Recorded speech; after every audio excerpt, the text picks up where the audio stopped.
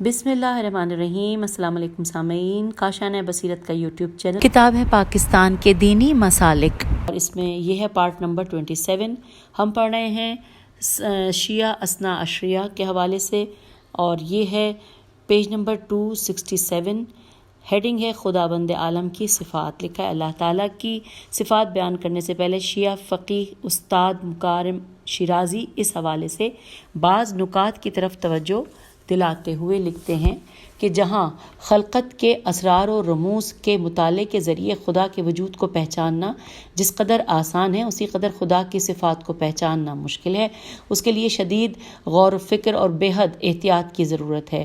ہم نے اس دنیا میں جو کچھ بھی دیکھا ہے وہ جسم اور جسمانی خصوصیت کا حامل ہے، یعنی تمام موجودات ہر معین زمان و مکان میں مخصوص شکل و صورت رکھتے ہیں۔ ان حالات میں ایک ہستی کا تصور کرنا کہ جو نہ جسم رکھتی ہے اور نہ ہی زمان و مکان، مگر اس کے باوجود تمام زمان کا احاطہ کیے ہوئے ہو، نہایت ہی مشکل امر ہے۔ لہٰذا یہ بات بہت ضروری ہے کہ نہایت غور و فکر کے ساتھ اس راہ پر قدم رکھا جائے۔ البتہ اس نکتے کی یادآوری بہت ضروری معلوم ہوتی ہے کہ ہم خدا کی ذات کی حقیقت کبھی بھی درک نہیں کر سکتے، اور نہ ہی اس کی امید رکھنی چاہیے، کیونکہ یہ امید اور خیال ایسے ہی خام ہے جیسے سمندر کو کوزے میں بند کرنا یا ماں کے شکم میں موجود بچے کا بیرونی دنیا سے باہر باخبر ہو جانا۔ کیا یہ چیزیں ممکن ہیں؟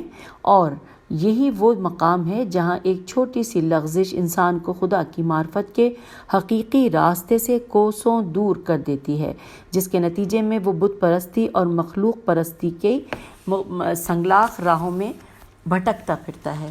یہاں پر حوالہ نمبر 9 ہے، شیرازی ناصر مکارم اصول عقائد، نور مطاف قم ایران، 1423 ہجری، صفحہ نمبر 64 سے لے کر 65 تک۔ آئیے آگے چلتے ہیں۔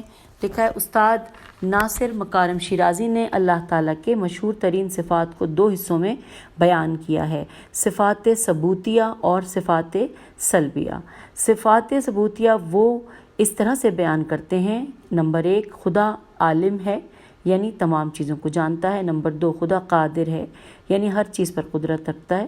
نمبر 3، خدا ہی ہے چھوٹی ہے، یعنی زندہ ہے، اور زندہ اسے کہا جا سکتا ہے کہ جو علم بھی رکھتا ہو اور قدرت بھی، اور چونکہ خدا عالم بھی ہے اور قادر بھی، اس بنا پر وہ زندہ بھی ہے۔ نمبر 4، خدا مرید ہے، یعنی صاحب ارادہ ہے، اپنے کاموں میں مجبور نہیں ہے۔ میم رے یہ دال کا ورڈ تھا، اس کی ہجے ممکن ہے مجھ سے بہتر آپ لوگ جانتے ہوں۔ صاحب ارادہ ہے، اپنے کاموں میں مجبور نہیں، اور جو کام بھی انجام دیتا ہے اس میں مقصد اور حکمت مضمر ہوتی ہے۔ یہی وجہ ہے کہ کائنات میں کوئی بھی چیز اس نے بلا مقصد اور بغیر کسی فلسفے کے نہیں بنائی۔ نمبر 5، خدا مدرک ہے، یعنی تمام چیزوں کو جانتا ہے اور سمجھتا ہے، سب کو دیکھتا ہے، تمام آوازوں کو سنتا اور ہر بات سے آگاہ و باخبر ہے۔ نمبر 6، خدا قدیم اور ازلی ہے، یعنی ہمیشہ سے ہے اور اس کے وجود کا کوئی آغاز نہیں، کیونکہ اس کی ہستی اس کی ذات سے جلوہ گر ہوئی ہے، اور یہی سبب ہے کہ وہ ابدی اور جاودانی ہے، یعنی ہمیشہ سے ہے اور ہمیشہ رہے گا، کیونکہ جس ذات کی ہستی خود اس کی ذات سے ہے، اس کے لیے فنا اور عدم کوئی معنی نہیں رکھتے۔ نمبر 7، خدا متکلم ہے، یعنی چاہے تو ہوا میں آواز کی لہریں پیدا کر کے اپنے پیغمبروں سے کلام کر سکتا ہے۔ ایسا نہیں ہے کہ خدا زبان، ہونٹ اور حنجرہ رکھتا ہو۔ نمبر 8، خدا صادق ہے، یعنی جو کچھ کہتا ہے سچ اور عین حقیقت ہوتا ہے، کیونکہ جھوٹ عموماً 2 سبب سے بولا جاتا ہے: نمبر 1، جہالت اور نادانی کی وجہ سے، نمبر 2، یا کمزوری اور توانائی کے سبب سے۔ چونکہ خدا دانا اور توانا ہے، لہٰذا جھوٹ اس کی ذات سے محال ہے۔ استاد مکارم شیرازی نے خداوند عالم کی صفات سلبیہ کو اس طرح سے بیان کیا ہے: نمبر 1، خدا مرکب نہیں ہے، یعنی اجزائے ترکیبی سے مل کر نہیں بنا، کیونکہ ایسی صورت میں اسے اپنے اجزاء کی احتیاج ہوتی، جبکہ وہ کسی چیز کا محتاج نہیں ہے۔ نمبر 2، خدا جسم نہیں رکھتا، کیونکہ جسم محدود کیا جا سکتا ہے، اس میں تغیر و تبدیلی ہوتی رہتی ہے اور وہ فنا پذیر ہوتا ہے۔ نمبر 3، خدا مرئی نہیں، میم رے حمزہ چھوٹی ہے، نہیں، یعنی دکھائی نہیں دیتا، کیونکہ اگر نظر آتا تو جسم ہوتا، اور جسم ہونے کی صورت میں محدود اور فنا پذیر ہو جاتا۔ نمبر 4، خدا محل نہیں رکھتا، کیونکہ اس کا جسم نہیں ہے کہ جس کی وجہ سے وہ مکان کا محتاج ہو، اس لیے وہ خدا محل نہیں رکھتا۔ خدا کا نمبر 5، خدا کا کوئی شریک نہیں ہے، کیونکہ اگر اس کا کوئی شریک ہوتا تو وہ ایک محدود وجود ہوتا، چونکہ دو لامحدود موجودات کا وجود کسی طرح بھی ممکن نہیں۔ اس کے علاوہ اس کائنات کے قوانین میں وحدت اس کے بے مثل و یگانہ ہونے کی دلیل ہے۔ نمبر 6، خدا معانی نہیں رکھتا، یعنی اس کی صفات کی اس کی عین ذات ہیں۔ نمبر 7، خدا محتاج اور ضرورت مند نہیں، بلکہ غنی اور بے نیاز ہے، کیونکہ علم و قدرت کے لحاظ سے ایک بے پناہ وجود کو کسی چیز کی کمی نہیں ہوتی۔ قرآن مجید میں ارشاد ہوتا ہے سورہ شورى کی آیت نمبر 11 میں کہ کوئی بھی چیز اس کی مانند نہیں ہے۔ اور اس حوالے سے کہ یہ جو ہم نے ابھی اب تک جو کچھ پڑھا ہے، آئیے حوالہ دیکھتے ہیں۔ حوالے میں اس کے بارے میں لکھا ہے کہ شیرازی ناصر مکارم، اصول عقائد نور مطاف، قم ایران، 1423 ہجری، صفحہ نمبر 66 سے لے کر 68، استاد مکارم شیرازی کی اصل کتاب فارسی میں ہے، جس کا نام پنجارہ درس اصول عقائد برائی جوانان، یہ انورٹڈ کاما میں، کہ جو ہمارے پیش نظر ہے، اسے مطبوعات ہدف قم سے شائع کیا ہے، اور اس کا سال اشاعت 1372 ہجری شمسی ہے۔ اردو ترجمہ بھی ایران کے ایک ادارے نے شائع کیا ہے۔ یہ حوالہ ہم نے پڑھ لیا۔ نیکسٹ ہیڈنگ ہے جو ہم پڑھنے جا رہے ہیں، وہ ہے عدل۔ جیسا کہ ہم نے سطور بالا میں ذکر کیا ہے کہ شیعہ اثنا عشریہ عدل پر صفات الہی میں سے جداگانہ بحث کرتے ہیں اور اس کے بارے میں عقیدے کو اپنے اصول مذہب میں سے قرار دیتے ہیں۔ پیج 270، اس کے بارے میں ان کا تصور کیا ہے اور وہ عقیدے کو جداگانہ طور پر بیان کرنا کیوں ضروری سمجھتے ہیں، اس کی وضاحت شیخ محمد رضا مظفر نے عقائد کے بارے میں اپنی معروف کتاب عقائد امامیہ میں یوں کی ہے کہ خدا کی صفات ثبوتیہ کمالیہ میں سے ایک یہ ہے کہ وہ عادل ہے اور ظالم نہیں، پس نہ وہ اپنی قضاوت و فیصلے میں جور کرتا ہے اور نہ ہی اپنے حکم میں ظلم کرتا ہے، اور اطاعت کرنے والوں کو ثواب دے گا، اور اسے حق پہنچتا ہے کہ وہ گناہ گاروں سے مجازات میم جیم الف ز الف تے کرے اور انہیں سزا دے، اور وہ اپنے بندوں کو ایسے امور کی تکلیف نہیں دیتا کہ جن کی وہ طاقت نہیں رکھتے، اور جتنے عذاب کے وہ مستحق ہیں وہ انہیں اس سے زیادہ سزا نہیں دے گا۔ اور ہم یہ اعتقاد رکھتے ہیں کہ عدم مزاحمت کی صورت میں وہ اچھے کام کو ترک نہیں کرتا اور برے کام کو بجا نہیں لاتا، کیونکہ وہ اچھے کام کے کرنے اور برے کام کو چھوڑنے کی قدرت رکھتا ہے، جب مسلم ہے کہ وہ فعل حسن کے حسن اور فعل قبیح کے قبح کو بھی جانتا ہے، اور حسن کے چھوڑنے اور قبیح کے کرنے سے بے پرواہ بھی ہے۔ پس نہ تو حسن کے کرنے میں اسے کوئی ضرر ہے کہ اسے نہ کرنے کی ضرورت ہے، اور نہ ہی وہ فعل قبیح کا محتاج ہے کہ اسے کرے، اور وہ باوجود ان تمام امور کے حکیم و دانا بھی ہے، لہٰذا ضروری ہے کہ اس کا فعل حکمت کے مطابق اور نظام اکمل کے موافق ہو۔ پس اگر خدا ظلم یا فعل قبیح کرے تو معاملہ 4 حالتوں سے خالی نہیں۔ نمبر 1، وہ کسی امر سے جاہل ہو اور اسے معلوم نہ ہو کہ یہ قبیح اور برا ہے۔ نمبر 2، اس کا عالم تو وہ لیکن اس کے کرنے پر مجبور ہو اور اس کے چھوڑنے سے عاجز ہو۔ نمبر 3، اس کا عالم بھی ہو اور اس کے کرنے پر مجبور بھی نہ ہو، لیکن اس کے کرنے کی اسے ضرورت و احتیاج ہو۔ نمبر 4، وہ اس کا عالم بھی ہو اور اس کے کرنے پر مجبور بھی نہ ہو اور اسے اس کی ضرورت بھی نہ ہو، تو پھر معاملہ منحصر ہو جائے گا کہ اس میں وہ اس کام کو عبث اور فضول بجا لائے، حالانکہ یہ سب صورتیں خدا کے لیے محال ہیں اور ان سے اس ذات میں نقص لازم آتا ہے، جب کہ وہ صرف کمال ہی کمال ہے، لہٰذا ضروری ہے کہ ہم یہ تسلیم کریں کہ وہ ظلم اور فعل قبیح سے منزہ ہے۔ اس بارے میں حوالہ نمبر 12 ہمیں دیکھنا ہے۔ حواشی میں لکھا ہے کہ مظفر محمد رضا، عقائد امامیہ، ترجمہ مولانا سید صفدر حسین نجفی، بریکٹ میں ہے تنظیم فدایان اکبر، لاہور، 1394 ہجری، صفحہ نمبر 25 سے لے کر 27 تک۔ یہ ہم نے حوالہ جان لیا۔ آگے چلتے ہیں، یہاں لکھا ہے کہ یہاں ہم اس عقیدے کے شیعوں کی نظر میں اہمیت اور ضرورت کو شیعہ فقیہ استاد ناصر مکارم شیرازی کی زبانی بیان کرنا بھی مناسب سمجھتے ہیں۔ لکھا ہے کہ خدا عالم و قادر ہے، عادل و حکیم ہے، رحمان و رحیم ہے، خالق و رزاق ہے، ہمیشہ سے ہے اور ہمیشہ رہے گا۔ ان تمام صفات کے ہوتے ہوئے صفت عدل کو اصول دین کی ایک جداگانہ و علیحدہ اصل کے طور پر کیوں ذکر کیا گیا ہے؟ ہم اس سوال کے جواب کے لیے چند باتیں توجہ طلب ہیں۔ ہم اس کو دوبارہ پڑھتے ہیں کہ اس اہم سوال کے جواب کے لیے چند باتیں توجہ طلب ہیں۔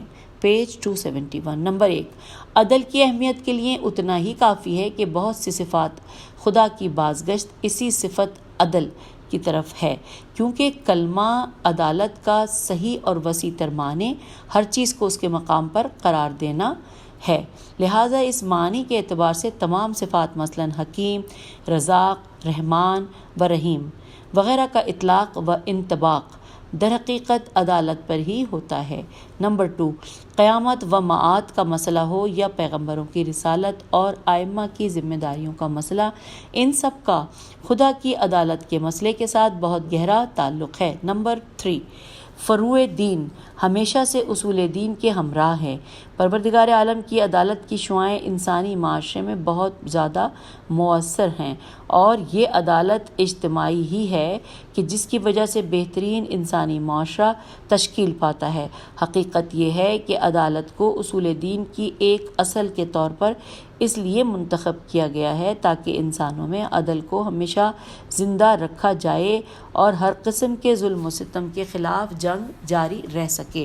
اور یہ حوالہ یہاں پر ہمارے پاس ہے۔ نمبر 13 لکھا ہے شیرازی ناصر مکارم، اصول عقائد، نور بریکٹ میں ہے نور مطاف، قم ایران، 1323 ہجری بریکٹ کلوز، صفحہ نمبر 71 سے لے کر 73 تک۔ آئیے آگے پڑھتے ہیں۔ اب ہیڈنگ ہے نبوت۔ لکھا ہے نبوت شیعوں کے نزدیک اصول دین میں سے ہے، اور اس الہی منصب پر ایمان نہ رکھنے والے کو وہ کافر سمجھتے ہیں۔ نبوت کے بارے میں اصولی عقیدے کو بیان کرتے ہوئے شیعہ فقیہ شیخ محمد رضا مظفر لکھتے ہیں کہ نبوت ایک وظیفہ الہیہ اور سفارت ربانی ہے جو اللہ تعالیٰ اس شخص کے لیے قرار دیتا ہے جسے وہ اپنے صالح بندوں اور انسانیت میں اپنے کامل اولیاء میں سے چن لیتا ہے، پس انہیں لوگوں کی طرف بھیجتا ہے تاکہ وہ ان کی ہدایت اور رہبری کریں ان چیزوں کی طرف کہ جن میں دنیا و آخرت میں ان کے لیے منافع اور مصالح ہیں، اور اس غرض کے لیے وہ لوگوں کو منزہ و پاک کریں اور برے اخلاق اور فاسد عادات سے ان کا تزکیہ کریں اور انہیں حکمت و معرفت کی تعلیم دیں اور سعادت و خیر کے راستے ان کے لیے بیان کریں تاکہ انسانیت اپنے کمال تک پہنچ جائے اور دونوں جہانوں کے اعلیٰ درجات پر سرفراز ہو جائے۔ اور ہم اعتقاد رکھتے ہیں کہ قاعدہ لطف سبب بنتا ہے کہ وہ خالق کو اپنے بندوں پر لطیف ہے، ہدایت بشر اور اصلاحی پیغام کے پہنچانے کے لیے اپنے رسول بھیجے، اور یہ کہ وہ خدا کے سفیر اور اس کے خلیفے قرار پائیں۔ جیسا کہ ہم یہ اعتقاد رکھتے ہیں کہ خدا نے نبی کے تعین اور انتخاب کا حق لوگوں کو نہیں دیا اور انہیں اس سلسلے میں کوئی اختیار نہیں، بلکہ یہ سارا معاملہ اس کے اپنے قبضہ قدرت میں ہے، کیونکہ وہ بہتر جانتا ہے کہ اپنی رسالت کہاں قرار دے، اور انہیں یہ حق نہیں کہ اس شخص کے متعلق کوئی اپنی رائے ظاہر کریں کہ جسے خدا ہادی اور بشیر و نذیر بنا کر بھیجے، اور نہ ہی ان احکام سنن اور شرائع میں وہ اظہار رائے کر سکتے ہیں کہ جنہیں وہ شخص لے کر آتا ہے۔ حوالہ نوٹ کر لیجئے، مظفر محمد رضا، عقائد امامیہ، ترجمہ مولانا سید صفدر حسین نجفی، بریکٹ میں ہے تنظیم فدایان اکبر، لاہور، 1394 ہجری، جبکہ صفحہ ہے 38 اور 39۔ نیکسٹ ہیڈنگ ہے پیج 272 پر ہم آ گئے ہیں۔ ہیڈنگ ہے معجزات انبیاء۔ شیعہ علماء نے انبیاء کے دعوے نبوت کے اثبات کے لیے ان کی طرف سے کسی ایسے معجزے کا اظہار ضروری قرار دیا ہے کہ جس سے عام انسان عاجز ہوں اور جو ان کے دعوے نبوت کے ہمراہ ہو۔ چنانچہ شیخ محمد رضا مظفر لکھتے ہیں کہ جب خدا اپنی مخلوق کے لیے کوئی ہادی اور رسول مقرر کرے تو ضروری ہے کہ انہیں شخصی طور پر ان کی معرفت کرائے اور خصوصی طور پر معین کر کے انہیں اس کی طرف ہدایت کرے، اور یہ چیز اس میں منحصر ہے کہ وہ لطف و رحمت کو مکمل کر کے اس کی رسالت پر کوئی دلیل و حجت قائم کر دے، اور وہ دلیل ان چیزوں کی قسم میں ہو جو خالق کائنات اور مدبر موجودات کے علاوہ کسی سے صادر نہیں ہو سکتی، یعنی قدرت بشر سے خارج ہو۔ پس خدا اسے رسول ہادی کے ہاتھ پر جاری کرے تاکہ وہ اس رسول کی معرفت ہو اور اس کی طرف رہبری کرے، اور اسی دلیل کو معجز یا معجزہ کہا جاتا ہے، کیونکہ وہ اس طرح کی ہوتی ہے کہ بشر اس کے کرنے اور اس کام کے بجا لانے سے عاجز ہوتا ہے۔ جس طرح نبی صلی اللہ علیہ وآلہ وسلم کے لیے معجزے کا ہونا ضروری ہے، جیسے وہ لوگوں کے سامنے ظاہر کرتا ہے تاکہ ان پر حجت قائم ہو جائے، اسی طرح یہ بھی ضروری ہے کہ اس معجزے کا اعجاز لوگوں کے درمیان اس طرح ظاہر ہو تاکہ اس وقت کے علاوہ اور اہل فن یعنی چجائے کے دوسرے لوگ اس کے مقابلے سے عاجز ہوں، اور یہ معجزہ دعوی نبوت کے ساتھ مقرون اور ملا ہوا ہو تاکہ اس کے مدعی کی دلیل ہو اور اس کے ہاتھ میں ایک حجت ہو۔ تو جب اس قسم کے لوگ اس سے عاجز آ جائیں گے تو معلوم ہو جائے گا کہ یہ قدرت بشر کس سے مافوق اور خارق عادت ہے، پس یہ بھی معلوم ہو جائے گا کہ صاحب معجزہ عام بشر سے مافوق ہے، بسبب اس اتصال روحی کے جو اسے مدبر کائنات کے ساتھ جب یہ چیز کسی شخص کے لیے تمام ہو جائے، جو مدبر کائنات کے ساتھ ہے، اور جب یہ چیز کسی شخص کے لیے تمام ہو جائے کہ اس سے معجزہ خارق عادت ظہور پذیر ہو اور اس کے ساتھ وہ نبوت و رسالت کا دعویٰ بھی کرے، تو اس وقت وہ اس امر کا محل و مرکز ہو جائے گا کہ لوگ اس کے دعوے کی تصدیق کریں اور اس کی رسالت پر ایمان لے آئیں اور اس کی بات اور حکم کے سامنے جھکیں۔ پس جو چاہے گا اس پر ایمان لے آئے گا، اور جو چاہے گا اس کا انکار اور اس سے کفر کرے گا۔ اور اسی بنا پر ہم دیکھتے ہیں کہ ہر نبی کا معجزہ ان علوم و فنون سے مناسبت رکھتا ہے جو اس کے زمانے میں مشہور عالم ہوا کرتے تھے۔ اور اب آئیے اس بات کا حوالہ لکھ لیجئے، مظفر محمد رضا، عقائد امامیہ، ترجمہ مولانا سید صفدر حسین نجفی، تنظیم فدایان اکبر، لاہور، 1394 ہجری، اور صفحہ نمبر 44 سے لے کر 46 تک ہے۔ اب آئیے آگے چلتے ہیں۔ پیج نمبر 273، آخری نبی کا معجزہ۔ لکھا ہے شیعہ بھی دیگر مسالک کی طرح آخری نبی حضرت محمد مصطفیٰ صلی اللہ علیہ وآلہ وسلم کا معجزہ خالدہ قرآن حکیم کو قرار دیتے ہیں، اور چنانچہ شیخ محمد رضا مظفر اپنے عقائد کو بیان کرتے ہوئے کہتے ہیں کہ ہمارے نبی کریم صلی اللہ علیہ وآلہ وسلم کا ہمیشہ رہنے والا معجزہ یہ قرآن کریم ہے، جو کہ اپنی صفات و بلاغت کے لحاظ سے معجزہ ہے۔ یہ اس زمانے میں آیا جب کہ فن بلاغت مشہور و معروف تھی، اور فصحا و بلغا فصیح اور بلیغ کا یہ ہے، فصحا اور بلغا اپنے حسن بیان اور بلندی فصاحت کی بنا پر لوگوں میں مقدم اور پیش سمجھے جاتے تھے۔ اس کا حوالہ ہے مظفر محمد رضا، عقائد امامیہ، ترجمہ مولانا سید صفدر حسین نجفی، تنظیم فدایان اکبر، لاہور، 1394 ہجری، صفحہ نمبر 46 سے 47 تک۔ آئیے آگے چلتے ہیں۔ اگلی ہیڈنگ ہے حضرت محمد مصطفیٰ صلی اللہ علیہ وآلہ وسلم سردار انبیاء ہیں۔ لکھا ہے معروف شیعہ مجتہد شیخ محمد حسین آل کاشف الغتا نے عقائد کے بارے میں اپنی کتاب میں حضرت محمد مصطفیٰ صلی اللہ علیہ وآلہ وسلم کی نبوت اور مقام کے بارے میں شیعوں کا عقیدہ یوں بیان کیا ہے کہ شیعوں کا عقیدہ ہے کہ وہ انبیاء جو منصوص من اللہ ہیں، وہ سب کے سب خدا کے فرستادہ اور اس کے برگزیدہ بندے ہیں۔ حضرت محمد مصطفیٰ صلی اللہ علیہ وآلہ وسلم خاتم الانبیاء اور سید المرسلین ہیں۔ آپ صلی اللہ علیہ وآلہ وسلم بالکل معصوم تھے۔ مالک مطلق نے آپ کو مسجد حرام سے مسجد اقصیٰ تک کی سیر کرائی۔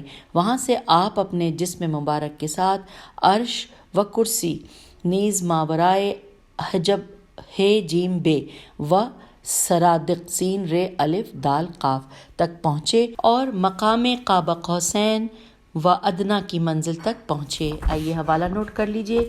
آل کاشف الغطا محمد حسین اصل و اصول شیعہ، ترجمہ سید ابن حسن نجفی، شعبہ تبلیغات تحریک فقہ جعفریہ، سن ندارت، صفحہ نمبر 131 اور 132۔ آگے چلتے ہیں، اگلی ہیڈنگ ہے ختم نبوت۔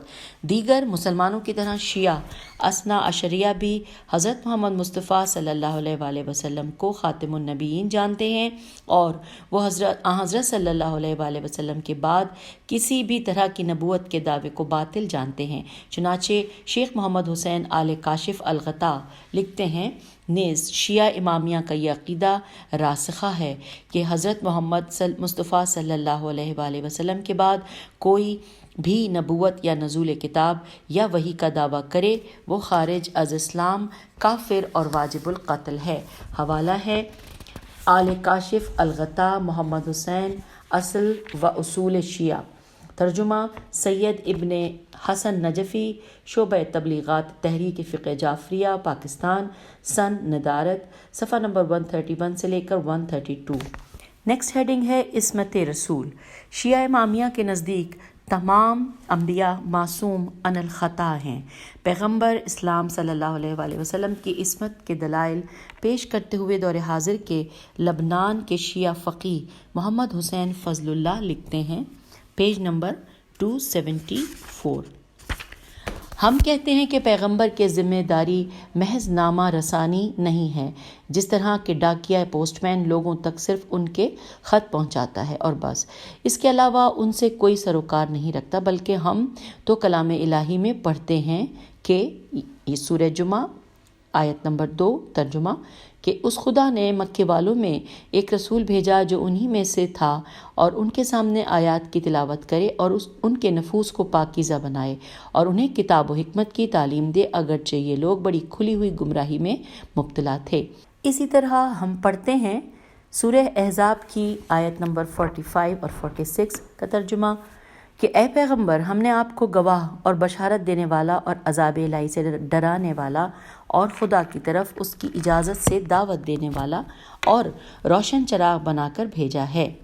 یہاں پر یہ مکمل ہو گئی ہیں آیات۔ اس کے بعد نیچے نیکسٹ پیراگراف میں لکھا ہے کہ لہٰذا پیغمبر لوگوں کو بشارت دینے والے اور انہیں عذاب آخرت سے خبردار کرنے والے کے علاوہ لوگوں پر گواہ بھی ہیں اور ایسے چراغ کی مانند ہیں جو لوگوں کو روشنی فراہم کرتا ہے۔ واضح ہے کہ پیغمبر لوگوں کے لیے حق کا دروازہ ہیں اور ان کا منصب لوگوں کے معاملات کے فیصلے کرنا اور حق کی بنیاد پر ان کے امور کی اصلاح کرنا ہے، اور قدرتی بات یہ ہے کہ یہ ایک ایسا انسان جس کا کام حق کی بنیاد پر دنیا میں انقلاب لانا ہے، اس کے بارے میں یہ امکان نہیں پایا جاتا کہ اس کی عقل، اس کے قلب اور اس کے عمل میں کوئی باطل شے جگہ بنا سکے۔ ایک ایسا انسان جو لوگوں کے لیے ہدایت کا روشن چراغ بن کر آیا ہے، اس کے فکر و خیال، عقل و احساس اور اس کی سرگرمیوں میں کسی تاریک گوشے کی موجودگی کا امکان نہیں ہے۔ نیکسٹ پیراگراف، نبوت ایک ایسے نور کی مانند ہے جو انسانوں کی عقل، ان کے قلب اور ان کی زندگی کو منور کرتا ہے۔ بالخصوص جس کتاب کے حامل رسول اکرم صلی اللہ علیہ وآلہ وسلم ہیں، اسے خداوند عالم نے نور کا نام دیا ہے اور پیغمبر کو اس کتاب کا جیتا جاگتا نمونہ قرار دیا ہے۔ پیغمبر اسلام صلی اللہ علیہ وآلہ وسلم قرآن صامت کے ہمراہ قرآن ناطق ہے۔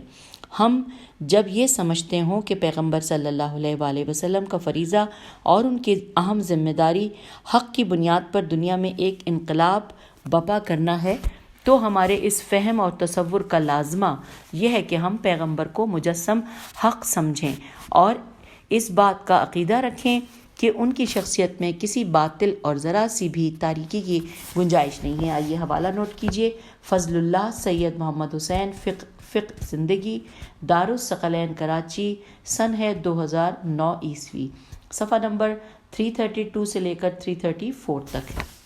نیکسٹ ہیڈنگ ہے، پڑھتے ہوئے ہم آ گئے پیج نمبر 275 پر۔ نیکسٹ ہیڈنگ ہے معراج النبی۔ معراج النبی کے حوالے سے رائج شیعہ عقیدے کے مولانا افتخار حسین نقوی نے بیان کیا۔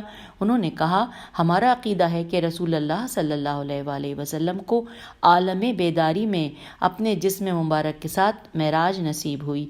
آپ کو پہلے حضرت علی علیہ السلام کی ہمشیرہ ام ہانی کے ہاں سے بیت اللہ الحرام میں لایا گیا اور وہاں سے مسجد الاقصیٰ لے جایا گیا، اور بعض روایات کے مطابق پھر آپ کو کوفہ لے جایا گیا اور پھر آسمانوں کی سیر کروائی گئی، نیز آپ کو متعدد مرتبہ معراج نصیب ہوئی۔ اس سلسلے میں اجمالی عقیدہ کافی ہے۔ نیکسٹ ہیڈنگ ہے قرآن کریم کے بارے میں عقیدہ۔ لکھا ہے شیخ محمد حسین آل کاشف الغطا شیعوں کے نہایت معتبر علماء میں سے شمار ہوتے ہیں۔ وہ اپنی عقائد کی کتاب میں قرآن حکیم کے بارے میں اپنا عقیدہ یوں بیان کرتے ہیں کہ اللہ کی وہ کتاب جو اس وقت مسلمانوں کے ہاتھوں میں ہے، پروردگار عالم نے اسے معجزہ خالدہ بنا کر آپ صلی اللہ علیہ وآلہ وسلم پر نازل کیا۔ اس میں کوئی نقص ہے اور نہ کمی اور نہ زیادتی۔ خدا فرماتا ہے کہ اس ذکر کو ہم نے نازل کیا ہے اور ہم ہی اس کے محافظ ہیں۔ آگے لکھا ہے کہ قرآن میں نقص یا تحریف کی کوئی روایت ملی بھی تو وہ غیر معتبر ہوگی اور ناقابل اعتماد اور معول ہوگی۔ آئیے اس کا حوالہ بھی آپ تک پہنچاتے ہیں۔ آل کاشف الغطا، محمد حسین، اصل و اصول شیعہ، ترجمہ سید ابن حسن نجفی، شعبہ تبلیغات تحریک جعفریہ پاکستان، سن ندارت، صفحہ نمبر 131 اور 132۔ آگے کی طرف چلتے ہیں۔ لکھا ہے کہ مناسب معلوم ہوتا ہے کہ ہم اس سلسلے میں شیخ محمد رضا مظفر کی بھی عبارت نقل کرتے ہیں۔ ہمارا عقیدہ ہے کہ پاکستان وہ وہی ہے جو اللہ تعالیٰ کی طرف سے اس کے نبی کریم صلی اللہ علیہ وآلہ وسلم کی زبان پر جاری ہوئی ہے۔ اس میں ہر چیز کا واضح بیان موجود ہے اور وہ آپ صلی اللہ علیہ وآلہ وسلم کا ہمیشہ رہنے والا معجزہ ہے کہ جس نے نوع بشر کو فصاحت و بلاغت اور ان حقائق و معارف عالیہ میں کہ جن پر وہ حاوی ہے اپنے مقابلے سے عاجز کر دیا ہے۔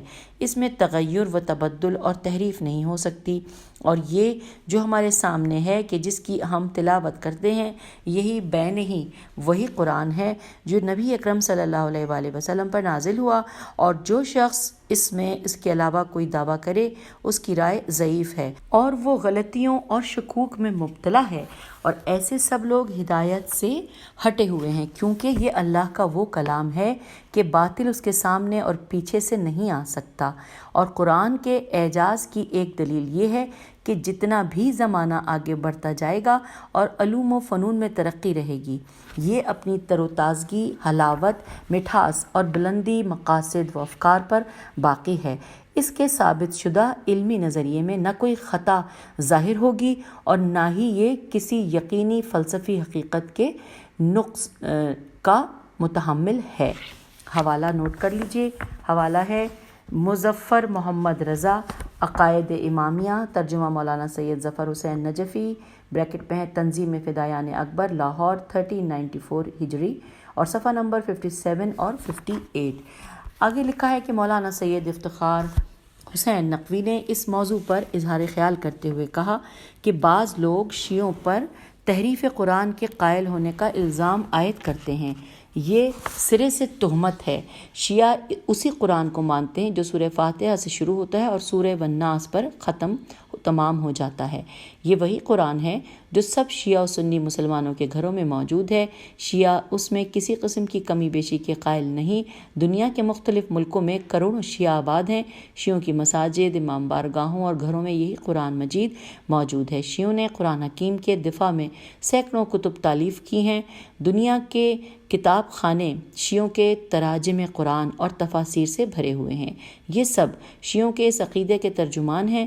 ائمہ اہل بیت علیہم السلام سے ایسی بہت سی روایات منقول ہوئی ہیں کہ جن میں فرمایا گیا ہے کہ اگر ان سے کوئی ایسا قول منقول ہو جو قرآن حکیم کے خلاف ہو تو اسے دیوار پر دے مارو، کیونکہ وہ ہمارا قول نہیں ہو سکتا۔ شیعہ مجتہدین اصول فقہ میں احکام اسلامی کا سب سے اہم اور اولین منبع قرآن حکیم کو قرار دیتے ہیں۔ وہ قرآن کو حدیث پر ناظر گردانتے ہیں۔ شیعہ محققین کے نزدیک اگر کسی حدیث سے قرآن میں تحریف کا احتمال ظاہر ہوتا ہے تو اس کی تعویل کی جائے گی یا اسے جعلی قرار دیا جائے گا، کیونکہ قرآن حکیم کی ہر آیت تواتر کے جس درجے پر فائز ہے، کوئی حدیث متواتر بھی اس کا مقابلہ نہیں کر سکتی، چجائے کہ مراسیل و آحاد۔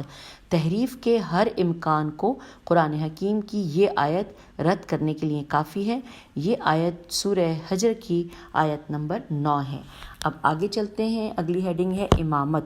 لکھا ہے امامت کا عقیدہ شیعہ اثنا عشریہ کے اصول مذہب میں سے ہے۔ اس کی وضاحت ہم شیخ محمد حسین آل کاشف الغطا کی زبانی پڑھتے ہیں۔ پیج نمبر 277 پر ہم آ گئے۔ لکھا ہے شیعی نقطۂ نظر کے مطابق امامت نبوت کی طرح منصب الہی ہے۔